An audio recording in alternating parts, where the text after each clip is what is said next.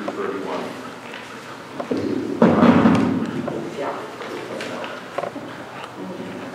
Okay, in praise of a good wife. A truly good wife is the most precious treasure a man can find. Her husband depends on her, and she never lets him down. She is good to him every day of her life, and with her own hands, she gladly makes clothes. She is like a sailing ship that brings food from across the sea.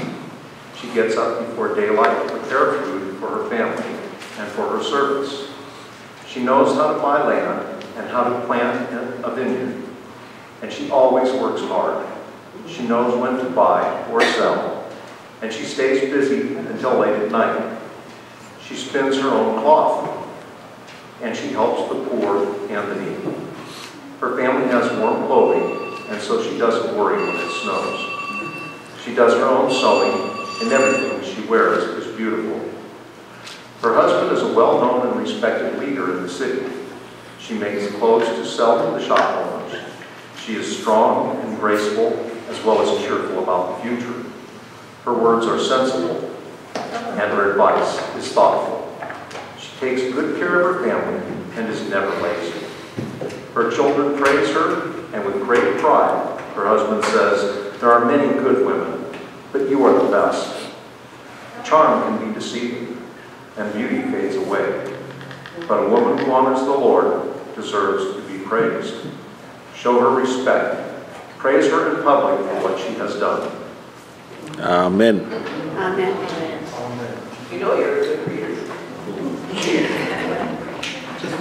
That was his first time we should have won. I have to preface my message today. I have been in this church for 24 years. And this is the first time that Chris has ever read.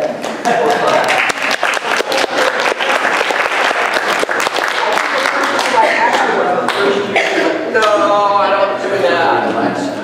There are other people here, not mentioning any names, you also said they don't like doing that. Stayed up in front of us. A friendly audience, yeah? Something, oh, I don't do that. Anyway, this woman was no wimp, was she? You know, I picture her, of course this was a long time ago, we don't spin, most of us, right? Our yarn, and sew our clothes and stuff. Most of us don't even own a sewing machine, right? I do own one. Try to take this into a modern time. This was a woman who was strong. She was intelligent. She had wisdom. She knew when, you know, when to buy and sell. She knew how to make things. She knew how to do things. She always made sure that everybody was well fed and well clothed. And because of that, her husband got to be the hot shot in the village, right, or in the town. And the children all honored her because she was such a wonderful mom. And so this is the kind of woman that is being lifted up there in this reading from Proverbs. And I wanted to have something like this for today because on the news, unfortunately, we often hear of women who allow themselves and their children to be abused. We've heard a lot of that. And I thought, what happened to the mama bear instinct? Oh, mama bear would not ever, ever allow her cubs to be in harm's way. Isn't that right? Yes. And this kind of woman, you have the feeling that she'd be the same way.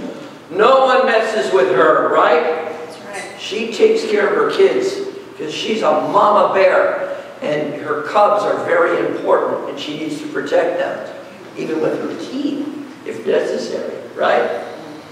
And today is Mother's Day, but I really want to honor strong women today because not everyone here is a biological mother, but everyone here had a mother and also serves in many respects as a mother and as a mentor to other people, even though they didn't have that pleasure of going through childbirth. The first person I wanted to talk about was the woman who wrote the first song that we sang today. To God be the glory. Now, I have some problems with some of the language of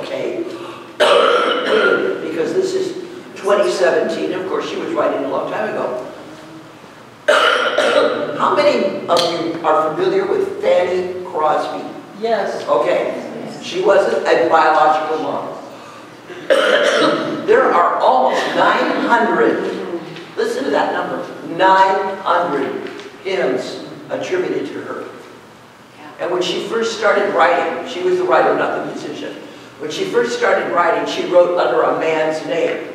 Heard of that story before, right? When they use, they don't think anyone will take them seriously, so they pen their name as a man's name. The thing that was so wonderful about her, and shows what a strong person she was, is that she was born perfectly normal, no problems, and she had an eye infection, and the doctor treated it. Didn't do a very good job, okay? And she went blind, totally blind. And you know, a lot of people who had vision to start out with, and she was about 7, I think, when that happened, get really, really resentful. They're angry at the world, like, oh, woe to me. You know, I'm so pathetic. Oh, look at what I've lost. Oh, my life is just over. No. She was so glad that she was still alive, and that she had talents that she recognized, and that one of her great talents was writing verse, and she wrote all these wonderful hymns, and she was so full of the Spirit of God, and she was such a joyous person, and she could always feel the presence of God in her life. And a lot of other folks, and you probably know them, maybe they lost their ability to walk, or they, you know, they had a stroke and now they can't do what they were able to do before, and it's just, well, my life is over, and there's nothing to live for. She wasn't that way at all, and she lived to be like about 90 or something like that. So she lived a good, long life, but a joyous life.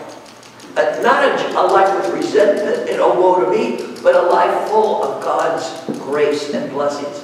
And then shared it with all these other people. My favorite of her hymns is Blessed assurance. Blessed Assurance. That is my favorite. That's one out of about 900 hymns that she wrote. And it means a lot to me. It really does. Another person I'd like to share, because I'm not going to go on really long today because we had a lot of Thanksgivings today, didn't we? Is a person who's not a biological mother, just like Fanny Crosby. Her name is Kimberly Reed, and she is my daughter-in-law. And she is not the mother of my grandson Luke, who many of you have met. When Luke was 10 years old, his biological mother walked out on the family. And I thought, oh, what a great age to have that happen. Because when you're 10 years old, you know pretty much what's going on.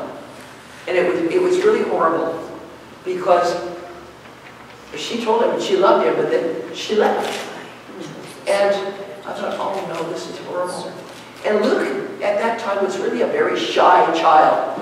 Nice boy, kind of shy. Wasn't really interested in the world around him that much, kind of insulated.